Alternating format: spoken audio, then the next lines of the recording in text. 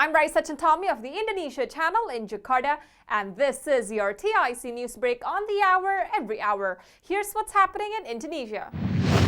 7 people have died and 5 others injured after a landslide at an illegal gold mine buried an estimated 20 people.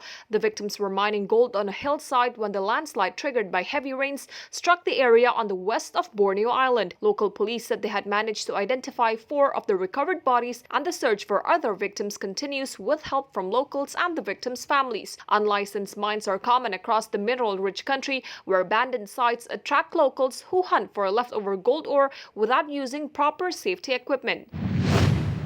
After more than a year of deliberation, the government has announced that remote workers will be allowed to work online for up to 6 months without paying taxes by using the existing B211A visa. The original government idea for a longer-term digital nomad visa of up to 5 years is still being debated. The goal is to attract more overseas freelance and remote employees to the region by developing a concrete legal framework that provides certainty for both remote workers and the companies that employ them. More than 3,000 foreigners have used the B211A visa to work as digital nomads since January this year. According to Tourism Minister Sandiaga Uno, 4.4 million new jobs will be created in Indonesia by 2024.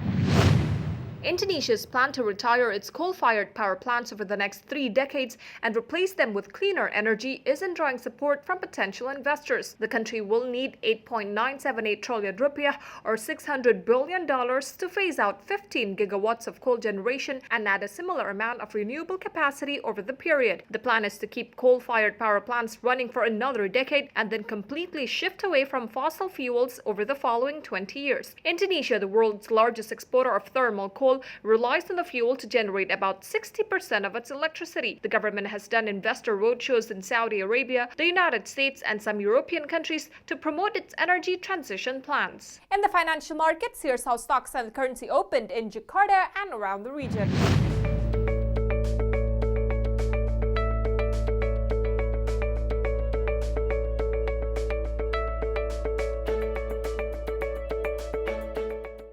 If you're heading to Indonesia or traveling within the country, here's the weather forecast for major destinations.